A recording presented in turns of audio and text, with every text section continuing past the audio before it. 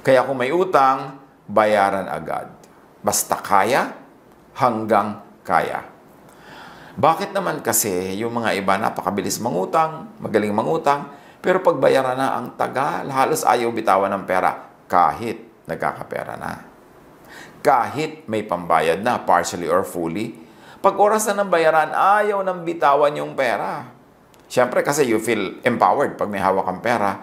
Pero tatandaan natin kung tayo ay may utang, yung perang hawak natin ay hindi atin. Dapat yon agad-agad pumunta sa pinagkakautangan natin.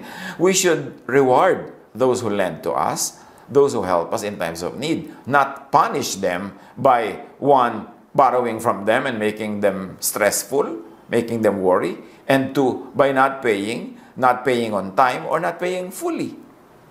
Pag tinulungan ka ng kapwa sa panahon ng pangangailangan, pinahiram ka, dapat nagkakandara pa ka magbayad.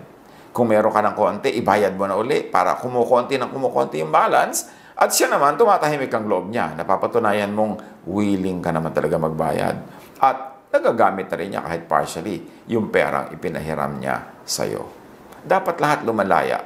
Dapat lumalaya yung nangutang, pero dapat mahalaga rin palayain yung nagpautang. Proverbs 22:7, the rich rule over the poor, and the borrower is slave to the lender.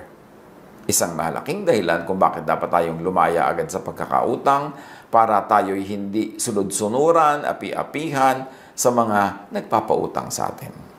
Para kung gusto nating mag-alaga ng mahal natin sa buhay, gusto nating merong gawin, merong unahin, pwede, hindi yung wala kang choice. Papasok ka sa trabaho kasi nakabaon ka sa utang o yung kikitain mo, may commitment na napupuntahang babayarin. So mahalaga, huwag tayong maging slave to the employer and slave to the lender. And the only way to do that is to be financially independent, to be financially free and viable. Romans 13:7-8. Give to everyone what you owe them. If you owe taxes, pay taxes. If revenue, then revenue. If respect, then respect. If honor, then honor. And if I may add, if utang, then utang. Bayaran ang utang. Ano man ang ating utang, bayaran. Kung yun man ay utang na loob, yun man ay utang na pera, yun ay utang na oras, bayaran.